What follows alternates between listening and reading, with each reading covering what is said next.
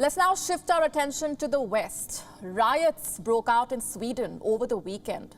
Dozens of people have been arrested after violent clashes between the police and the protesters. What triggered the violence? A far-right politician's claim that he burned a copy of the Quran. Our next report getting you the details.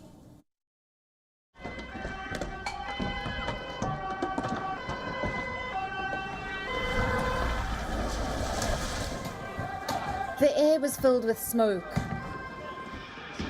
Vehicles were set on fire.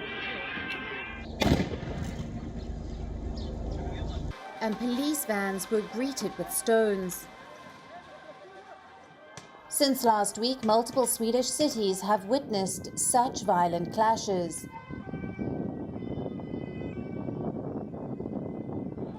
Dozens have been injured, more than 40 people have been arrested. What triggered this? The inflammatory speeches of this man, Rasmus Paludan. He is a Danish-Swedish politician. Paludan's party live-streamed these pictures last week. They show him burning Islam's holy book, the Quran. Paludan has staged such burnings before. He says he will do it again. That statement sparked this fury. It led to protests and counter-protests. The clashes started in cities like Linköping and Norrköping over the weekend. They spread to the city of Malmö. A school there was set alight. Clashes were also reported in Sweden's capital, Stockholm. By Sunday, the cops had become the target of the protesters. Despite the tensions, the police officers didn't revoke permissions to Rasmus Paludan's outfit Stramkurs for holding rallies. The far-right group was established in 2017. It is known for a strong anti-Muslim and anti-immigrant agenda.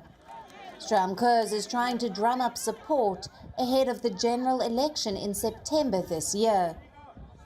In the 2019 election, Paludan came close to entering the parliament. The growing anxieties over crime and migration gave the group a boost.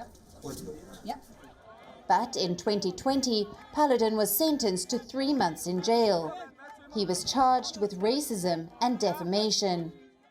Sweden's justice minister has slammed Paludan for his brand of politics.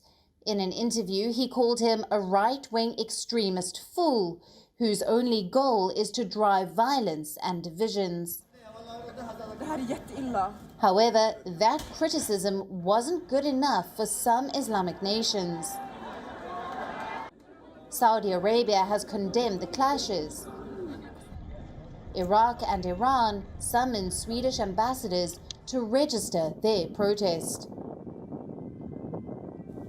WION now available in your country. Download the app now. Get all the news on the move.